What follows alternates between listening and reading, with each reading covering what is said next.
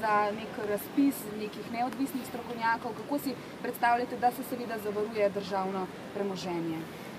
Slovenski državni holding, ki ima tudi že vse dokumente in je bil predstavljen v lanskem letu, uvaja ravno to, da so vodilni ljudje v tem slovenskem državnem holdingu, v instituciji, ki upravlja z državnim premoženjem, ljudje, ki nimajo strankarske pripadnosti, to je izključilni pogoj za izvršne direktorje in po mojem globokem prepričanju bi tudi nadzorniki, ki bi sodelovali v takšnem nadzornem svetu, morali biti takšne narave, predvsem pa bi morali prevzeti odgovornost za svoje delo.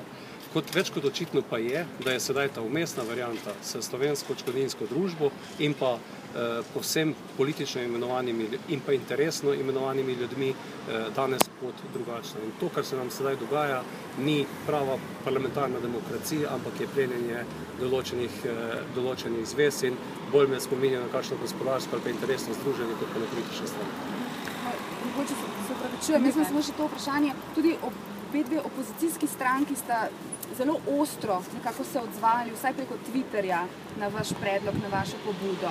In sicer obedve v smeri, da vam očitno padejo rejtingi, pa je to za vas neke vrste vzhod v sili. SDS je šla celo nekoliko dlje v smislu, da imate napačnega predsednika, torej da ste vi napačen, da vi niste žerjav in tako naprej, in da sedaj morate nekako priti s takimi idejami, da sploh pridete v javnost, da se vam zvišajo rejtingi. Kako odgovarjate na takšne kar precej ostre odzive opozicije?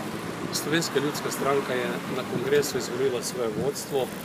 Na vseh organih, katere imamo redno, tudi delujemo enotno in o tem, kdo bo vodil Slovensko ljudsko stranko, bodo tudi bodoče odločali člani Slovenske ljudske stranke. Verjamem pa, da bi mogoče kdo, ki ste ga omenili, želel vplivati na to sestavo, pa je mogoče kdaj v preteklosti to že tudi celo počel, pa mu vsaj v zadnjem primeru ni išlo.